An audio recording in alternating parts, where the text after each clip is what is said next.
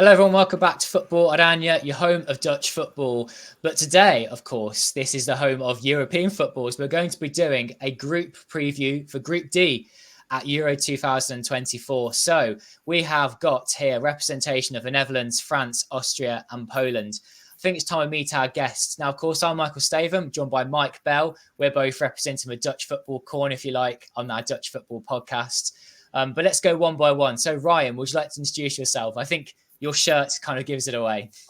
Yeah, so I'm Ryan Hubbard. I am a writer, author of From Partition to Solidarity, the first 100 years of Polish football. I've been following Polish football for around 15 years now, writing about it for about 11 or 12, probably. Looking forward to this today. Anna. Hi everyone, my name is Anna Konovalova and I've been following Austrian football for more than a decade now, and I have a blog on Twitter and everywhere else. Basically, you can find me anywhere speaking about Austrian football. And Enzo. Hi, thank you for inviting me. I'm a sport journalist in France, especially in the north of France, and at the same time, I'm a huge follower of the Dutch football, and I talk a lot about it on Twitter with French football that I follow for many years. Thank you. Yeah, of course, you've got your Dutch football interest as well. So, Enzo, a bit later, it'd be great to get your views on France versus the Netherlands. And of course, I'm Michael, out of his Mike on Twitter. Followed Dutch football for a long time now, for about 14 years. And how about you, Mike? Do you want to introduce yourself in case people are new to our podcast? Yeah, I'm Mike. I started Football-Oranje about over 10 years ago now. It was after Euro 2012 where Netherlands had a disaster and I wanted to write about it. So started a website and it's just grown from there. So Netherlands have they improved since then? Maybe not. But I like to talk about it definitely since then. Great. So we are, of course, Football-Oranje, your home of Dutch football. If you want to stick around, do subscribe to what we do. Our podcasts are available on Apple Podcasts, SoundCloud, YouTube. You can find our website too. So let's get into each of the teams then. If we go around the group, introduce our team and the main things about them at the moment. What are the things we should know about them before we get into some more of the details? So Ryan, tell us more about Poland. You had to go through the playoffs route, if you like. And I have to say, as a Netherlands football fan, when you came out of it, we were like, oh man, Poland. Like, that's the one side we thought. We didn't think any of them would be easy, of course, but Poland we felt like would be difficult. How was your route been to get here? It's been a difficult route, and that's probably understating it as well. Qualification at the group stage was a bit of a disaster. It was probably not the strongest qualification group. We had Czechia and Albania came out ahead of us, which, I think a lot of people would probably not have expected, especially after Poland having qualified for so many major tournaments in recent years.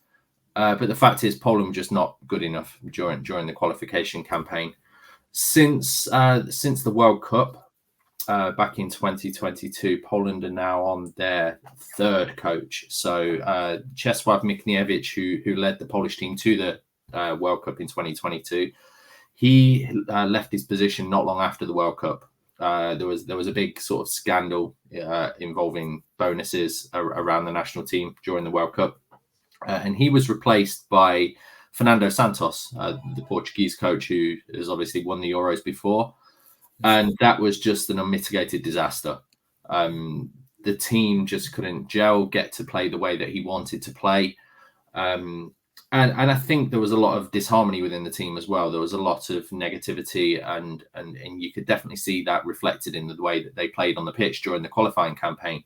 I think it was his first game against the Czech Republic, and Poland were 2-0 down within 2 minutes, and it was just the worst possible start. And it didn't really get any better. There were defeats against Moldova, against Albania, and I think Poland were, in the end, they were quite lucky to finish third in that group. So by the time they got to the playoffs, Fernando Santos was dismissed, and they brought in Michał Probierz, who is he's very well known in Poland, having coached a couple of Polish teams, but not very well known outside of Poland. But I think it was a bit of a reset. He was able to bring a bit of harmony back to the team, a better atmosphere to the team.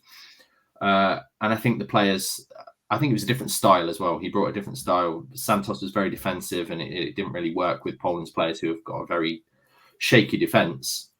Whereas Probierz was able to play a more, I suppose, a Polish style, a traditional Polish style. And it was just at the right time, really. He brought a few younger players through the fold, brought them into the squad. And yeah, I think we're pretty much, I think we are unbeaten since he took over at the back end of last year. So things have started to look up, but not necessarily, where Poland have been going into major tournaments over the last few years. Also, on squad selection wise, have Poland taken a bit of a step back in recent years, or is that my ignorant view on Poland? I don't know enough. Like, I feel like have you got the same strength in that squad nowadays? I think it's a very difficult one. Poland's got, I suppose, it has quite an aging squad. You look at players like Robert Lewandowski, who's 30, I think he's 35, 36 now. You've got Wojciech Szczęsny, who's in his 30s now. And besides that, there are not as many key players, shall we say. There used to be a pretty strong spine in the team. You had the likes of Kamil Glik, you had Grzegorz Krychowiak, who played down that centre, and it was a pretty strong spine, and that team was built around those four players. But since Krychowiak's took a bit of a drop in form, and they didn't really have any players to replace him. Glik, again, was getting older, and they didn't really have anyone strong to replace him. So, yeah, I think I wouldn't say it's been, as you mentioned, but it's certainly, I think Poland have just struggled to fill those holes that have been left by such big stature players, I suppose. Not necessarily, as I said, they'd had drops in form and they weren't necessarily playing to their best, but they just didn't have those players to come in and replace them. Okay. I mean, with the Netherlands, for example, we've got an abundance of defenders, it feels like nowadays, and it's forward options that we're lacking on. One injury, and then it's looking quite tricky, of course. Anna, talk to us about Austria then. What are those main things that are happening at the moment in the world of Austrian football? So Austria is going through, I would say, a revolution right now, because with the arrival of Ralf Rangnick 2 years ago, the whole setup has been changed. So Ralf Rangnick is really well known for his systematic approach to all the changes he always brings to clubs he comes to when he's allowed to. Let's put it this way, because we've all seen what happened at Manchester, for example. But this is not like a good showcase of his skill set. And in Austria, he's doing the thing that he was appointed for, because he came in and he basically revamped everything that is there at the base of the national team. So there's absolutely a new football playing style, which is very close to the Red Bull football style, which is basically what 2/3 of this team currently embody, because they all are connected to the Red Bull football system, obviously. There is a big rehaul in the whole setup, procedures, infrastructure even, because, for example, Austria are now building a training center, and that was a requirement from Rangnick. And obviously him refusing the Bayern München call that he received recently was also a big statement that he's here to stay, and he is supposed to bring big structural changes in the Austrian national team. So that's a more rejuvenated team with much more exciting tactics and with a very cool playing style that is very different to his predecessor, Franco Foda, with a very conservative, defense-oriented football style that we've seen. And we are seeing that in the results, basically, because Austria went through this qualification process without any serious problems, only like struggling against Belgium, which is quite a number. And outside of that, everyone is very excited for those Euros that are upcoming. And Enzo, give us something about France then. What can we all know how strong that squad is, of course. It's got such depth. There are so many players available for each position. But is this the France that we've sort of seen recently in these big tournaments? What's changed? This is not the same team as the last World Cup. Recently, I think it's a mixed feeling. The World Cup obviously was good, even if we lost in final against Argentina. But the last results against Germany, against Chile are not good enough, and it's not reassuring. Because we were absolutely nowhere against Germany. We lost 2-0. This is for me the poorest performance of this team since a long time. Even the win against Chile was extremely difficult. We saw that the quality of the game played is extremely boring, even if it's the case since Didier Deschamps has arrived for 10 years now.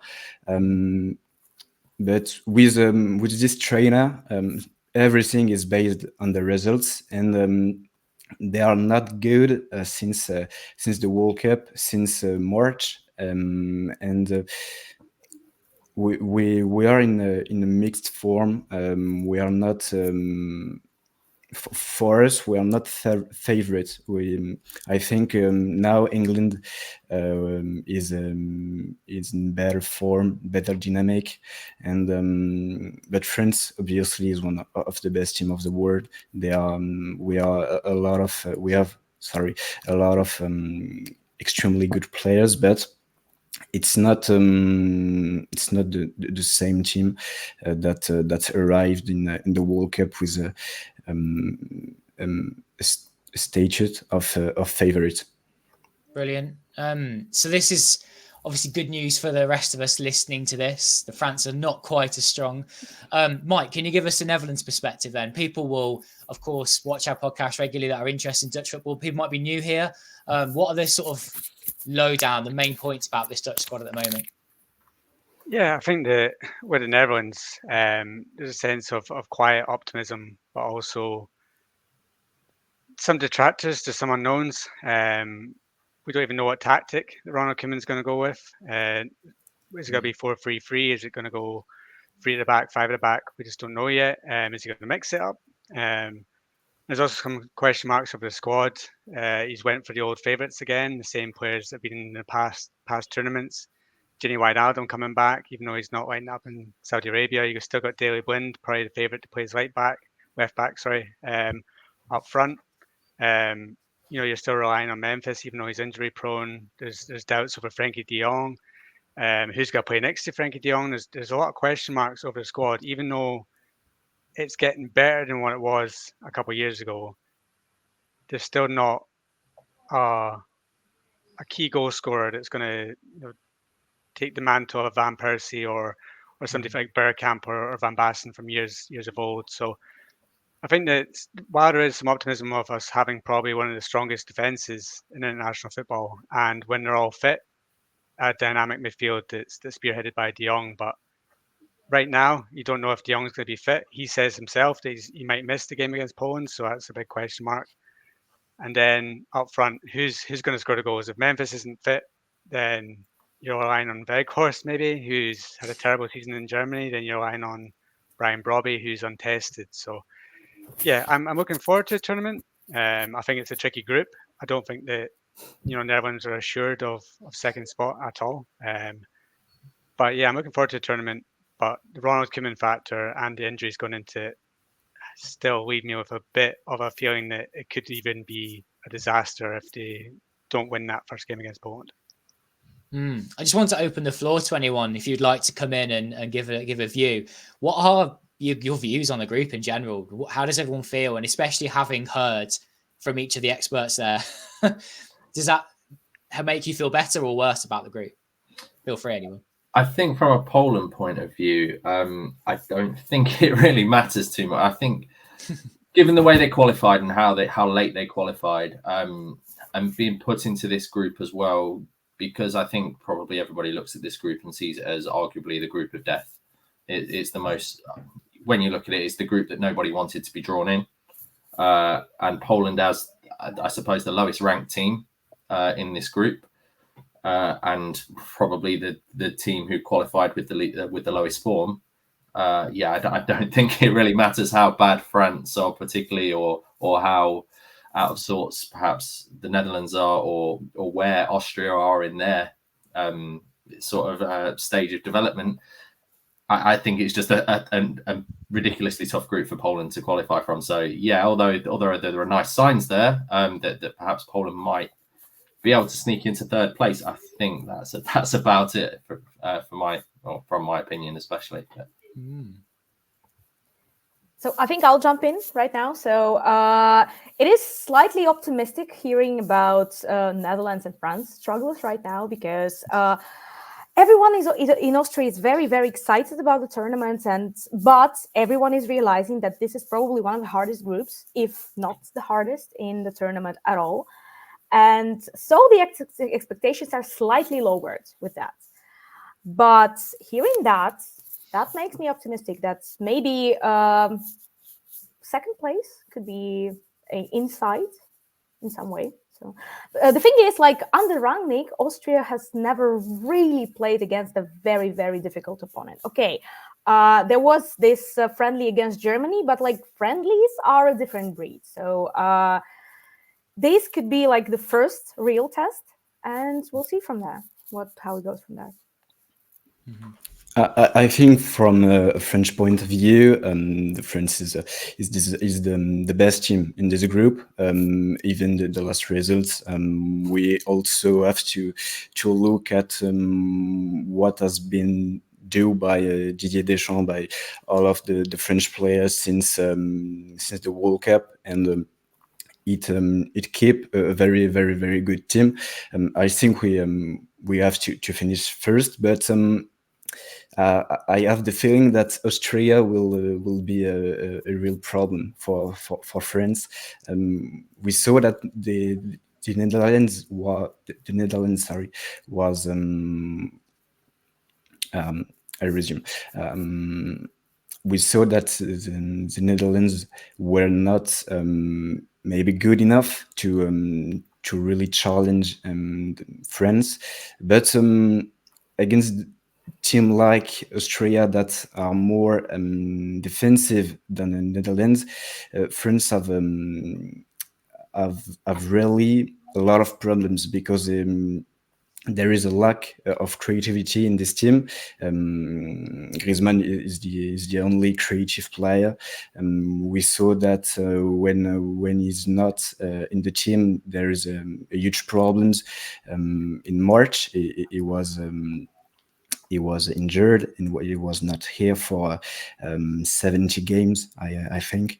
And we saw that France had a lot of problems, and it could be a real problem against Austria, against maybe Poland. It will not be an easy group for France. I think we will finish first, but it will not be easy. That's interesting, Enzo. You follow Dutch football as well as French football, so you have a unique perspective, if you like, that you might be able to look at the game between France and the Netherlands and see it a little differently. How do you see that going? You mentioned there that you thought that could be an easier game for France in some ways. However, I actually think that the Netherlands could easily be defensive and switch to their five at the back in that kind of game. And I'll come to Mike maybe in a minute. Perhaps Mike wants to tell us what he thinks about the formation, because it does feel really massive again for the Netherlands. Just the formation is the different way of playing. That they might play a 4-3-3 against Austria and Poland, and then the 5 at the back against France, and that could change the game again. It depends of what players will be chosen by Ronald Koeman. I think if we see Dalblind on the left back, it will be very difficult for the Netherlands to resist at Ousmane Dembele and the other players that can be in his zone. But with 5 players at the back, it could be difficult for France, but I think the game style, I'm not talking about the level of the team, only the game style of Austria, of Poland, is more problematic for France than the game style of the Netherlands, that are more offensive, even if this is in transition, in counter attack. But if the Netherlands are 5 and back, it could be a problem. But if I think well, Ronald Koeman tried to play with 5 defenders against France, and we saw that it's not the only key to resolve this problem of the quality of France, because there are a lot of individual quality in this team. Even if the collective game of France is not very ambitious. It's not very attractive to follow. And I think from a Netherlands perspective, seeing this game against France is another big test, seeing how far they've come under Koeman. I don't know how you guys also feel about Koeman. He is a coach that has done really well in some places and terribly in others, just really underwhelmed. But the players he's got and the football he plays is sometimes on the negative side. The player selection is the most questionable part, I think, when it comes to Koeman. There's some of his choices in his squad. It still feels like there is a chance because the team are together. They are not here, the players are not against the coach. But tactically, I don't think Koeman is the most, not intelligent, but it's not he doesn't have the best ideas, does he, at the best times?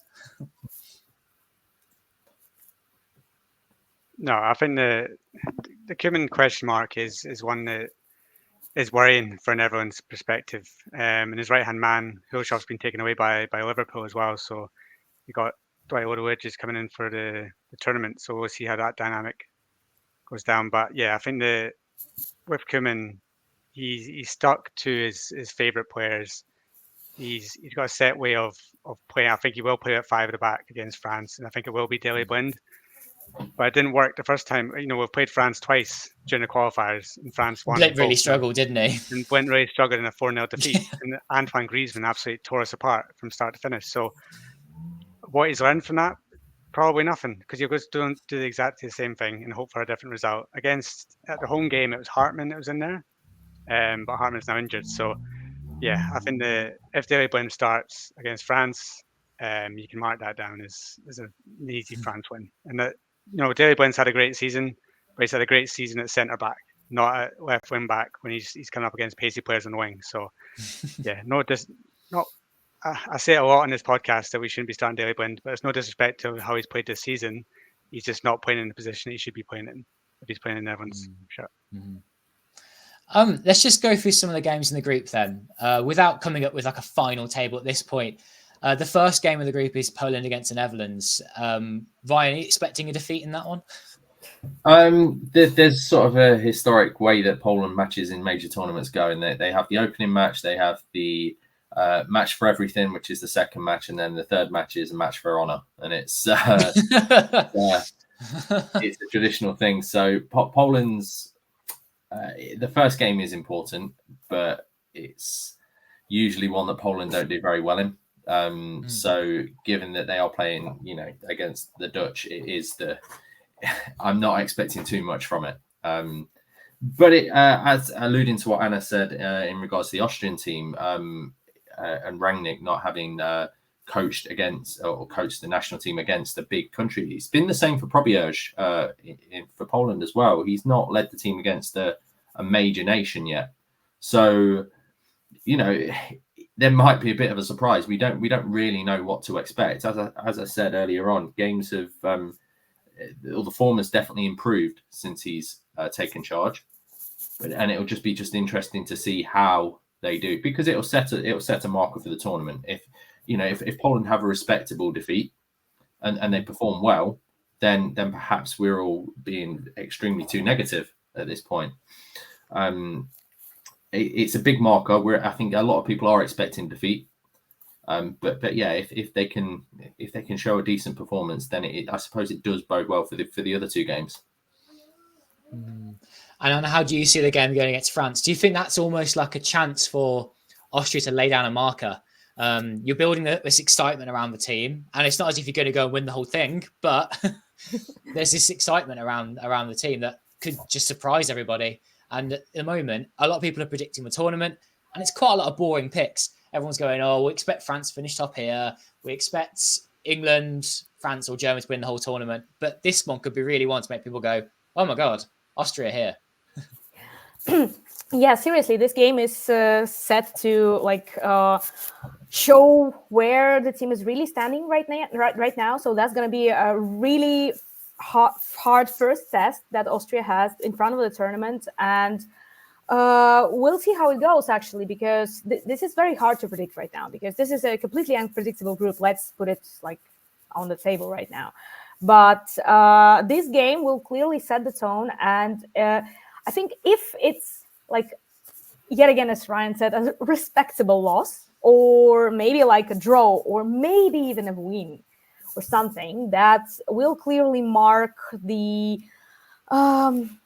hurdle that Austria has in front of them. But if it's something, shameful, let's see, that's going to be problematic. But all in all, everyone is really optimistic about it. So probably people would expect a very decent game in the first round. And but that's yet again the test where Running Boys stand right now. Yeah. So. Because of course we move on to those middle games, and that's when the Netherlands are playing France, and you've got Poland against Austria. People see Poland against Austria. That is a chance for either side to get that victory and take them on to higher up the group. And I think with the Netherlands, it's a bit of a free hit against France, knowing that it's not really where the group could be won or lost. Really, there's still a chance to finish second as long as they manage the other two games. Then you of course finish with the Netherlands playing Austria, and I think if the Dutch need to beat Austria and Austria having a good tournament, Mike, it could be a bit of an embarrassing end for the Netherlands. Yeah. Just to echo what Anna said, I've been looking into this Austria side in the past few days, and it's a team that worries me out of the group. And, I know what to expect from France. I know what to expect from Poland. Austria is the one that, when I'm reading about them, everyone seems to have this positivity about where the side's going, especially because Ranić's there. You look at the players there. We know quite a few of them from their Eredivisie, like Trauner, Wobber was there. Grilic had a terrible time at Ajax. But you even watched the Champions League final yesterday. I thought the best player on the pitch was Sabitzer for most of it for Dortmund. So, and he could be running the midfield for Austria. And if Frankie de Jong's not there and Frankie de Jong's not fit, and you're relying on somebody to come up against him, if he's in that kind of form, then one tiny thing, actually, Sabitzer doesn't really play in midfield for Austria. He plays on left wing. But then you're trying to hope that Dumfries can contain him then, which is even bigger worry because he'll be bombing up and down the pitch. So I think the Austria has all these players like Arnautovic obviously doesn't play much anymore, but Leimer, Gregoritsch up front, Baumgartner in midfield, Mulveny, who had time at PSV. So I think it's a squad that's full of good players that, if they have some confidence going from the first two games, that could be a big banana skin from the Netherlands. So the game against Poland is so important. The Netherlands need to go into that game with Austria with at least 3 points, or it could be very, very tricky. Well, guys, I'd love to keep talking about this group. Half an hour's flown by, but I just want to get everyone's views on, if you like, you can predict the sort of group standings, how you think it will finish. You could tell us where you think your team will get to in the tournament.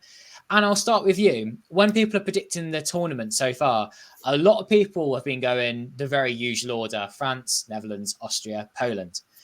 But Austria then come up against England, most likely, from what I remember. And then everyone's like, oh, that's a tournament over. That's it. England will get through that. So what are your views on your run? How do you think it will go?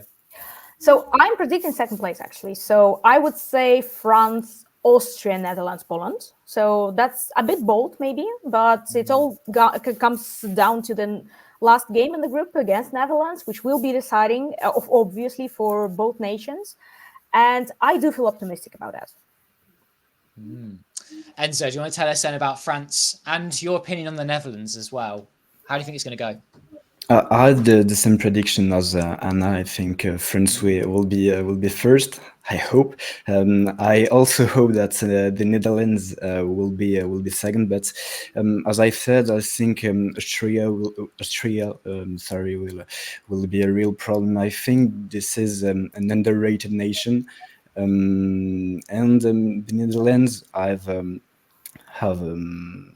some problems. We talk about Koeman. We talk about some problems that there are in the Netherlands and not in the Australian team, where there is a lot of positivity, optimism, and so I think France have to be first. A second place will be a failure for me, and the objective, yes, the expectation theory is to win the tournament.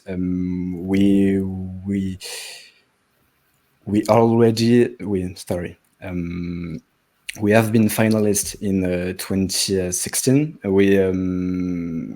We have been eliminated by Switzerland in 2021. That was a huge failure for us. Didier Deschamps was questioned by the people, and today the only expectation is a win. That's the only trophy that's a lack for Didier Deschamps as a trainer of this team, and France have the quality to do this.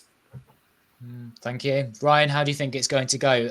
You've been giving us lots of pessimism, to be fair, with regards to Poland. Are you going to be bottom of the group and that's it, 0 points? Well, I'm hoping I'm lulling everyone into a false sense of security. But unfortunately, I don't think that's the case. Our only hope, as I said, is that the Poland team come out and actually surprise everybody. And as I say, everybody's expecting them to finish bottom of this group, and all of a sudden they spring a surprise. Maybe in the first game against the Dutch, maybe in the second game against the Austrians. Leaving it against the French is not historically, like I say, by that point, Poland are usually out of the tournament, or they're already looking to book their flights home. But yeah, it's hard to say that they'll finish any higher than third at the very best case scenario. But as you said, Poland are playing against some sides who are significantly stronger or are in extremely good form.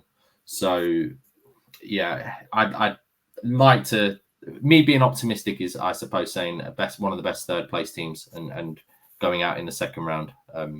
But yeah, at this point, it's quite difficult to say that. Okay. And Mike, how do you think it's going to go for the Netherlands? Has this changed your mind at all? No, I think that I'm hoping that 4 points is what I predict. I think 4 points in the group, scrape second place. That's how I see it, just above Austria. So with this Netherlands side, I think that the best you can really hope for is, because the routes that I've seen, it's looking like quarterfinals probably at best. So that's where I kind of see us at the moment until we get, a real world-class striker in there. That's how it's going to be for the next couple of years. And quarterfinals I think it's probably going to be a good enough one to keep Ronald Koeman's job unless it goes pear-shaped. But yeah, I think that limping our way to the quarterfinals and getting knocked out by a better side's probably in everyone's way in this tournament. I guess it's not close enough to the first game yet, Mike, for you to be blindly optimistic and for it just to go really far. Well, maybe if we win our friendlies against Canada and Iceland, I'll be saying, yep, we're going to be everyone's pick now. Yeah. Well, thank you very much, everyone, for joining us, and thank you everyone for listening as well. This has been great. I've really enjoyed it, and I hope people get to investigate different football avenues here, depending how you've arrived at this podcast. So, of course, we've got experts here from each of the countries. So do go and follow them on Twitter, X. We'll put the handles in the description on the way over this podcast is out when you're listening to it. And if you're new, we're Football-Oranje. We do Dutch football in the English language. And of course, thank you for listening. This is not the only thing that we'll be doing ahead of the tournament. There's already a whole tournament preview out where we had a couple of European football experts route the map with us to see how 5-1 will go. I won't give any spoilers, but the Netherlands did do fairly well. Then after that, we've got some more post-match reactions to the friendly games coming up, as well as some match previews of each game in the tournament and post-match streams after them. Thank you, Ryan. Thank you, Anna. Thank you, Enzo. Of course, thank you, Mike, for coming on the show. And yeah, it's been a pleasure. I hope you've all enjoyed it as well. Thank you for watching. Bye.